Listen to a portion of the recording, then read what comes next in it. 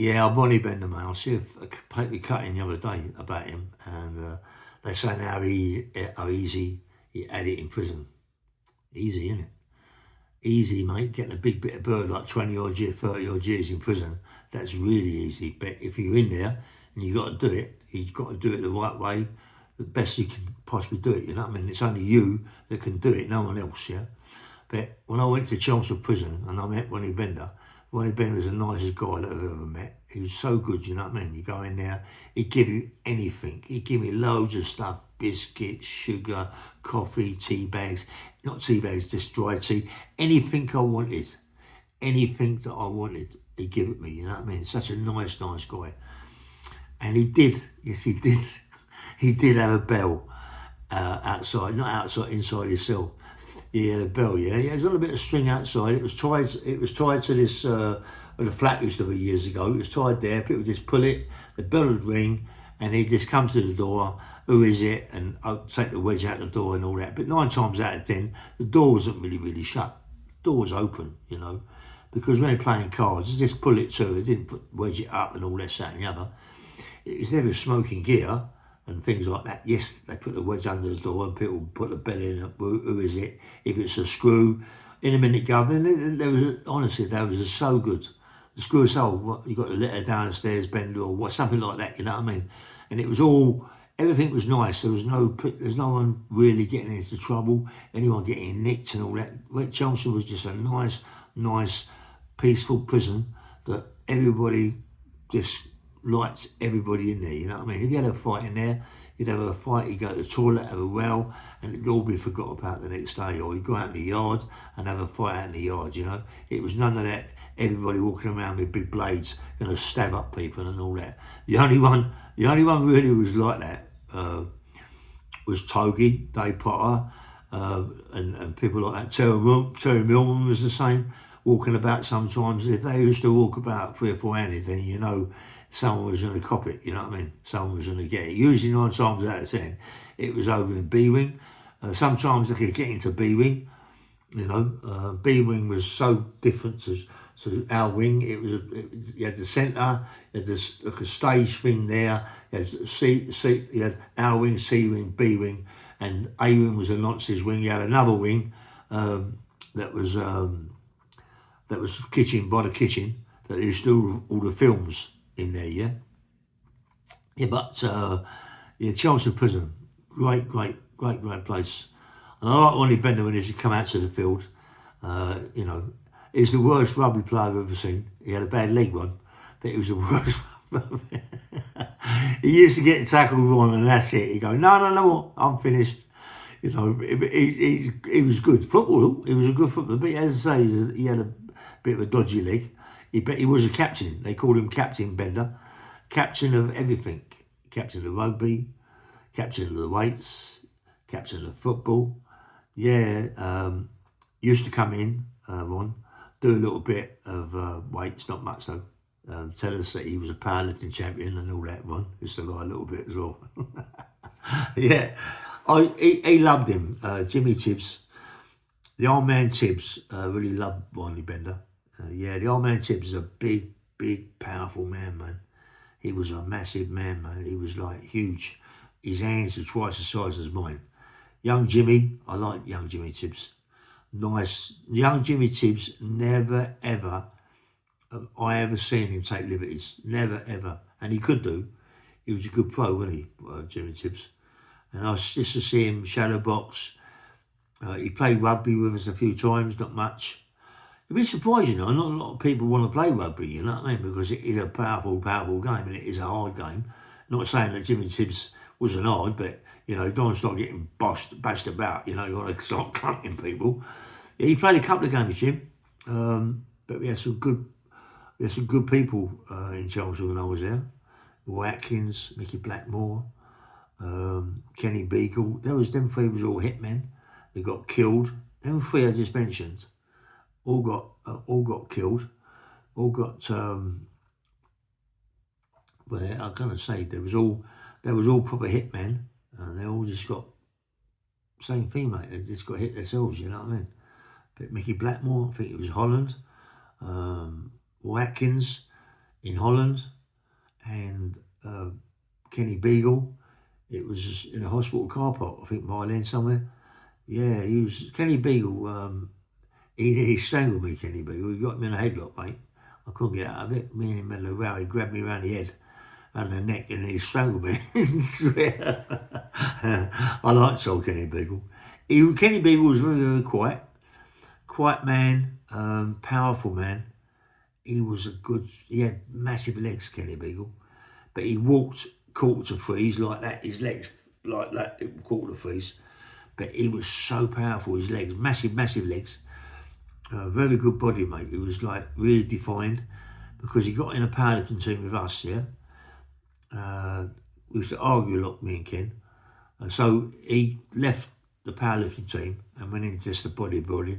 And he was so like, I mean, this geezer, I've seen him 2 plates each side, press for 10s, behind the neck, 2 plates for 5s. Very, very strong, mate. 2 plates each end under key, for reps of 10. He was very, very strong, Kenny Beagle. Very strong. But as I said, we had a row when we was all doing the powerlifting team. And there was a guy in there, a black guy in there called Garth, yeah? And Garth was the powerlifting team. Garth was strong, mate. He was a strong guy, man. He used to deadlift some serious weights and good squatter. The only thing he couldn't do was benching. He had long levers, really, really long levers, yeah. And yeah, I liked him, man. There was a guy, there's a guy that comes and sees Terry Haley, and he comes to my place, Tom, yeah. Big guy, Tom. He's about 6'7", 6'8", massive guy. All his brothers are massive, and he's about 40 or 50 or something. He comes to my place. He shakes my hand. He's massive, yeah. And he was talking about a guy called Mickey Lawrence. He said he was at Chelmsford. I said, Mickey Lawrence? I said, you're joking. I said, it's the same Mickey Lawrence. Yeah, I used to know him, he said, black hair, right thick set. He said, it's the same guy. Same guy, very good. He's just, he said he walks miles, Ray. I said, Mickey Lawrence, mate. To give him my number, get him to phone, but he hasn't phoned me. Mickey Lawrence, me and him go back a long way, Chelmsford Prison. He was in B-Wing. He was powerful, mate. He was powerful. He had a good body. Me and him, it's the same thing. Me and him used to argue. I used to use blocks of wood, blocks of wood on my chest, do an incline, put it on my chest and just touch it, boom, boom.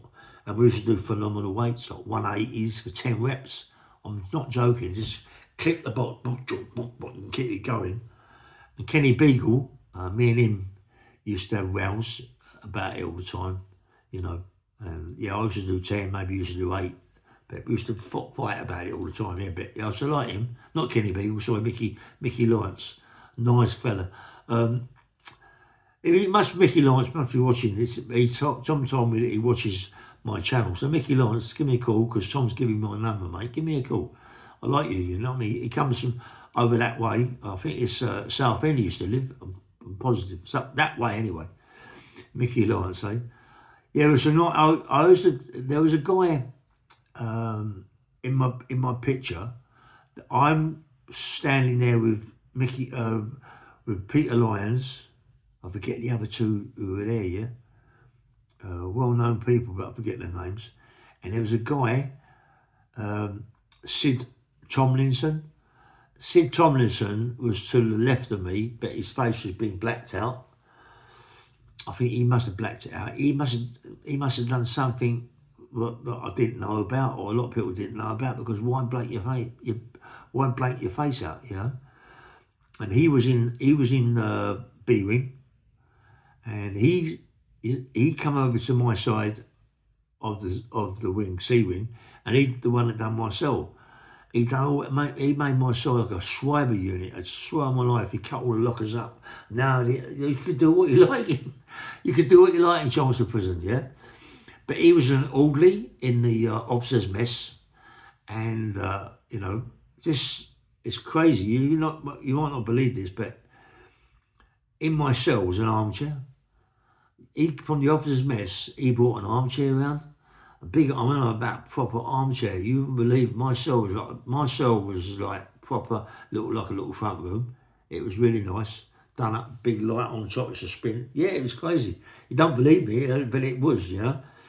And Jack Sad was the SO. And if there was any visitors coming to C Wing, when we was all out in the exercise yard or whatever, or out playing rugby or football, and he'd say to me, listen, I'm going to put a thing across your cell so they unoccupied it's got to be infection or something's in there, yeah? So they wouldn't go in my cell. It was that good. He's Jack said, nice old boy, Jack. He was the first one. When I was on at 1074, and I eventually ran up in Chelmsford prison after, I don't know, months and months and months of getting bashed up. I mean, come on, anybody that's 19 odd stone, you know, and goes on the circuit at 1074 and winds up in Chelmsford prison about 9 stone, 8.5, 9 stone, you can see that I've been battered. I've been battered and I didn't eat, mate. I didn't eat the food because I used to do things to the food that, you know, that you wouldn't believe. But I survived it. I survived. And Jack Sad was the only SO out of all the prisons that I went to, and I sent 1074, all the blocks that I went to in 1074, Jack Sad must have been the only SO that seen me cry, because all the time that I've been in every SEG unit, maybe, I don't know, maybe you only go into 4 or 5 SEG units because they're all the same, do you know what I mean?